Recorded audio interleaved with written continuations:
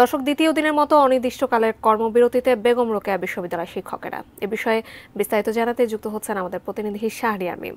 শাহরিয়ার, আমরা অন্যান্য বিশ্ববিদ্যালয়ের মতো যেমন আসলে দেখতে পাচ্ছিলাম যে অন্যান্য বিশ্ববিদ্যালয়, দেশের প্রত্যন্ত অঞ্চলের বা বিভিন্ন জেলার বিশ্ববিদ্যালয়ের প্রতিনিধিরা আমাদের সঙ্গে সংযুক্ত হচ্ছেন, সেখানে শিক্ষকরা যে আন্দোলন করছেন সে প্রসঙ্গে আমাদেরকে জানাচ্ছিলেন।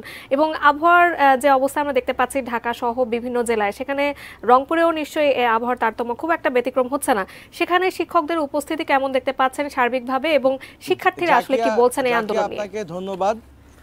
আমি রয়েছি রোকেয়া বিশ্ববিদ্যালয়ে। সকাল থেকে গুড়ি গুড়ি বৃষ্টিপাত হচ্ছে এবং সেই সাথে শিক্ষকদের অনির্দিষ্টকালের কর্মবিরতি চলছে। আমরা আপনাদেরকে যদি একটু জানিয়ে রাখি, এই কর্মবিরতিতে সবথেকে বেশি ভোগান্তিতে কিন্তু শিক্ষার্থীরা রয়েছেন, কেননা গতকাল থেকে ক্লাস পরীক্ষা সব কিছু কিন্তু চলছে না। এবং এছাড়াও এই বিশ্ববিদ্যালয়ের যে পরিবহন সেটাও কিন্তু বন্ধ রয়েছে। এবং এই বিশ্ববিদ্যালয় একাডেমিক ভবনের সামনে রয়েছি, এখানে যারা 2023-24 শিক্ষাবর্ষে যারা চান্স পেয়েছে তাদেরও কিন্তু ভর্তি কার্যক্রম ব্যাহত হচ্ছে। এই মুহূর্তে যদি আমি একটু যুক্ত করি, বেগম রোকেয়া বিশ্ববিদ্যালয়ের শিক্ষক আসাদুজ্জামান মণ্ডল, সাধারণ সম্পাদক শিক্ষক সমিতির, আপনাদের এই ধর্মঘট কতদিন চলবে? আসলে আমাদের এই ধর্মঘট কতদিন চলবে এর উত্তর দেওয়াটা মুশকিল। এর উত্তর আছে আমাদের মাননীয় প্রধানমন্ত্রীর কাছে, অর্থ মন্ত্রণালয়ের তাদের কাছে।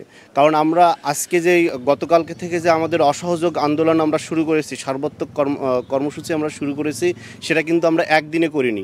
আপনারা জানেন গত 13 মার্চ সরকারের অর্থ মন্ত্রণালয় একটা প্রজ্ঞাপন জারি করে তারপরের থেকে আমরা লাগাতার ভাবে কর্মসূচি পালন করে আসছি। আমরা বিভিন্নভাবে সরকারের শিক্ষা মন্ত্রণালয়, অর্থ মন্ত্রণালয়, মাননীয় প্রধানমন্ত্রীর কাছে মেসেজ পৌঁছানোর চেষ্টা করেছি।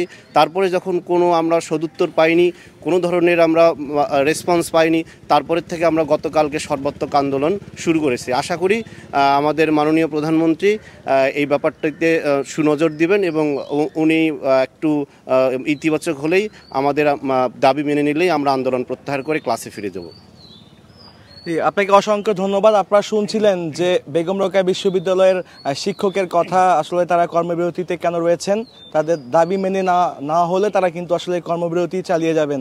তো এই ছিল আমার কাছে বেগম রোকেয়া বিশ্ববিদ্যালয়ের প্রশাসনিক ভবনের সামনে থেকে অনির্দিষ্টকালের ধর্মঘটের সর্বশেষ অবস্থা।